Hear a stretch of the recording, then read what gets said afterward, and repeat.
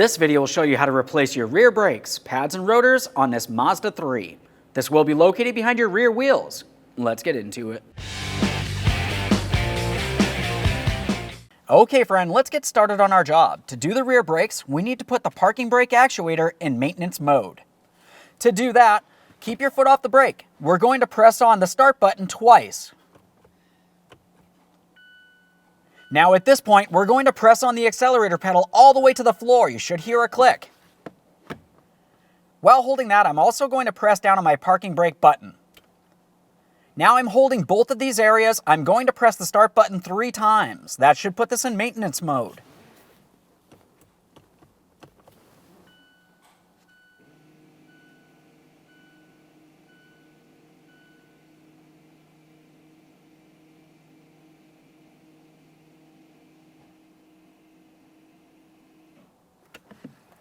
Now once you hear those motors actuate, you want to go ahead and continue on by turning off key power. To remove the rear wheel, we're going to remove all 5 of our 21mm lug nuts and we can get the wheel off of here.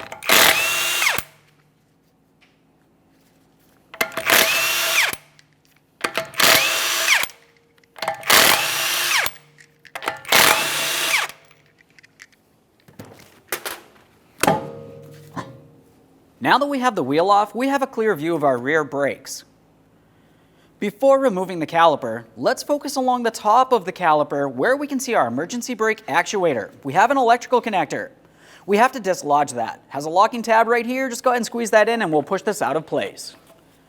Once it is disconnected, a quick inspection for corrosion. If you see any, it needs to be taken care of. This looks fine. Let's continue on. We're going to continue on to removing each of our 2 caliper slider mounting bolts. For these, we're using a 13mm. We'll fully remove the first and start it back in a couple threads.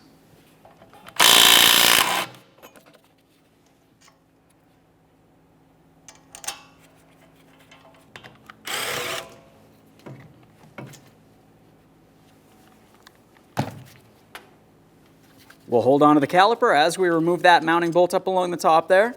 Now that we have that broken free, we're going to continue on with a small prying device directly in this slot of the caliper. I'm going to press directly against the caliper and the brake pad, gently pry, and that's going to press our caliper piston inward. We need to press it in as far as possible. You can make your way on one side, and you can do the same on the other side. Now we can remove that caliper.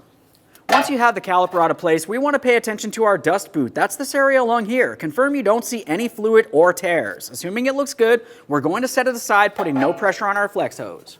Now let's remove our brake pads from the area. Just using my prying device, I can pull those right out of place. As we remove them, you want to pay attention to the wear indicator. The new pads, you want to have the wear indicator in the same exact location. As for the inboard pad, it's down along the bottom side there. This next one out of here. Now we'll be using a 14mm for each of our 2 caliper bracket bolts.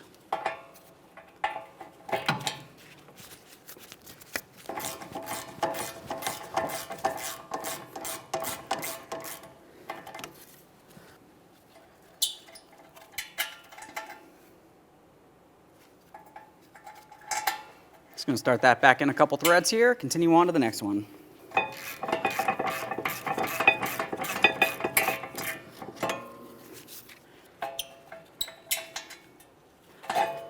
Go ahead and remove that bracket.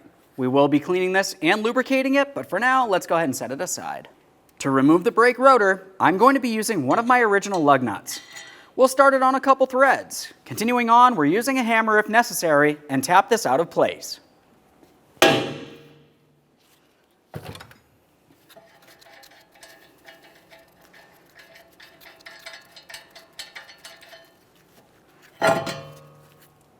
There it is, friend. Now that we have the brake rotor out of the way, let's pay attention to our wheel bearing hub mating surface. This is the area that the brand new rotor will sit. It needs to be a clean, smooth surface. For that, you can use some sandpaper or wire brush, whatever you might happen to have.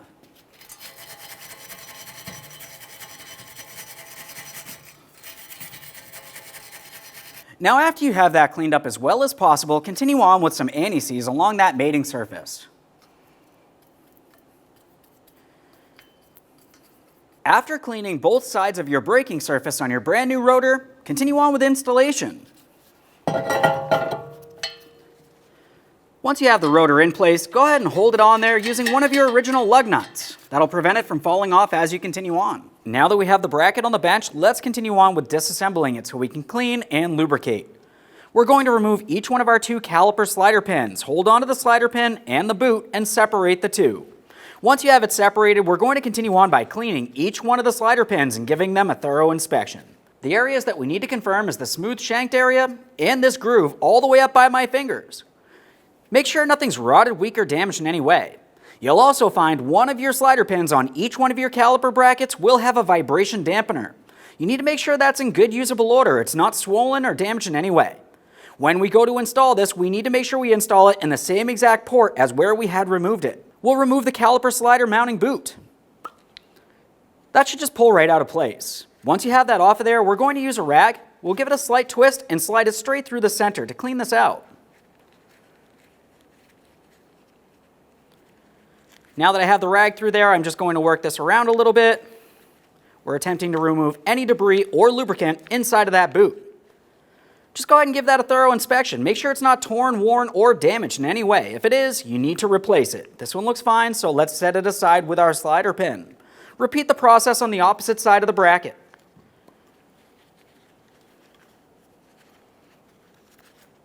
Now on this slider pin, you can see I do not have a vibration dampener.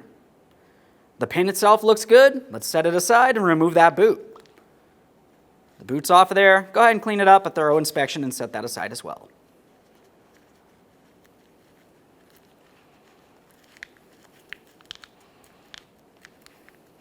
Now with that bracket fully disassembled, let's clean up the areas where our brake pads are going to sit. Just using a wire brush, you can use some sandpaper.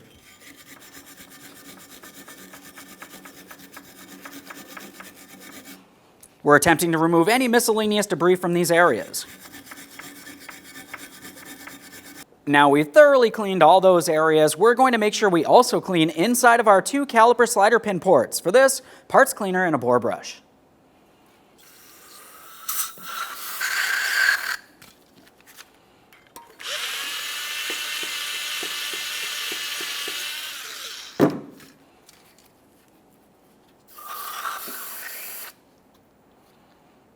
A thorough inspection. Repeat the process for the next one.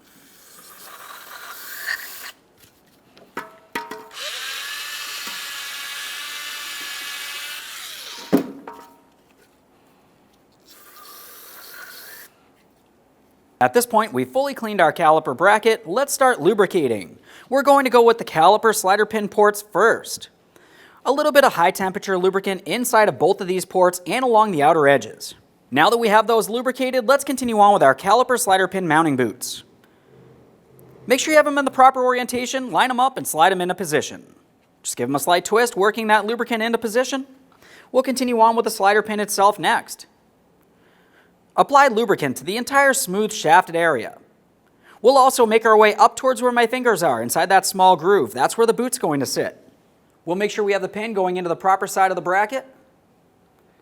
Line it up and slide it in. There's one. Let's go ahead and repeat the process for the next one over here.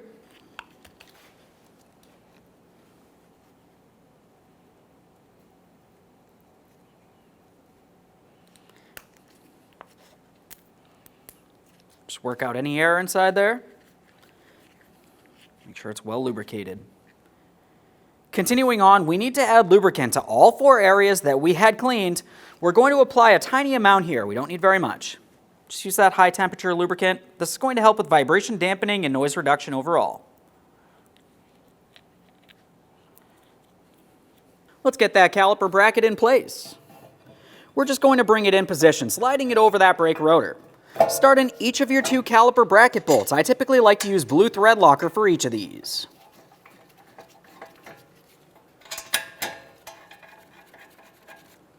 Once you have both of those started in, snug them up and torque them to 45 foot-pounds.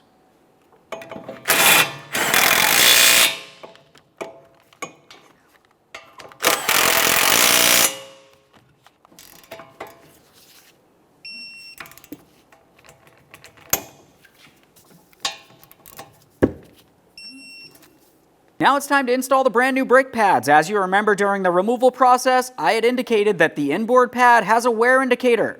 That's going to be on the inboard pad facing down on the brand new pads here. We'll start with the outboard pad. Let's go ahead and line this up and press it into position. Should slide in fairly easily. There we are. If you do have to hammer it in, more than likely you did not clean the bracket well enough. Now it's time for that inboard pad. I've got the wear indicator facing down.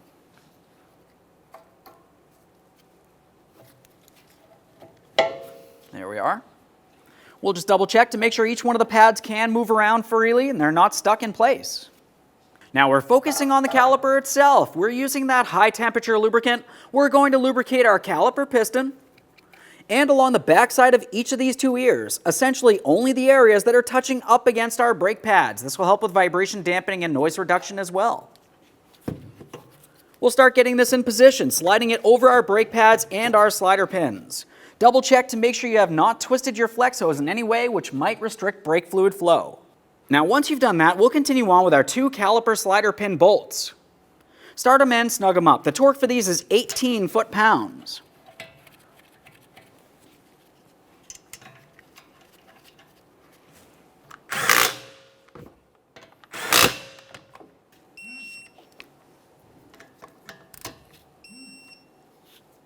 Just double check that flex hose one more time. Now it's time for our electrical connector. Just go ahead and line it up, press it in, listen for a click. After an audible click, a light tug confirming it's properly secured in place. Let's remove our lug nut.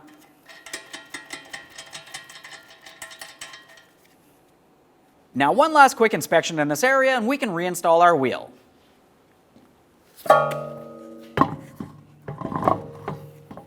We'll start on all 5 of our 21mm lug nuts, bottom them out, get the wheel safely on the ground, and we can torque each of these to 100 foot-pounds.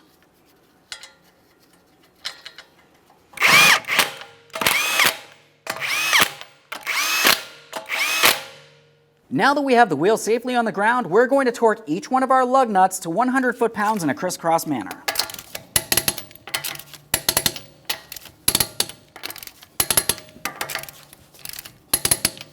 Okay friend, we finished the installation of one side of our rear brakes.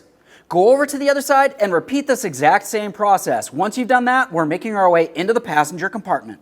We've completed both side brakes. We're inside the passenger compartment. We're going to pump up the brake pedal till it feels firm.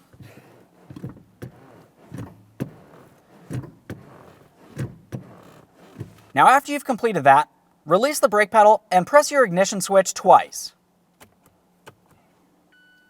Continuing on, we're going to press the gas pedal all the way down to the floor, listening for a click. We're holding it there, and now we're pulling up on our emergency brake. While we're holding that and the accelerator pedal, go ahead and tap on that ignition switch 3 times, and we'll listen for the actuators.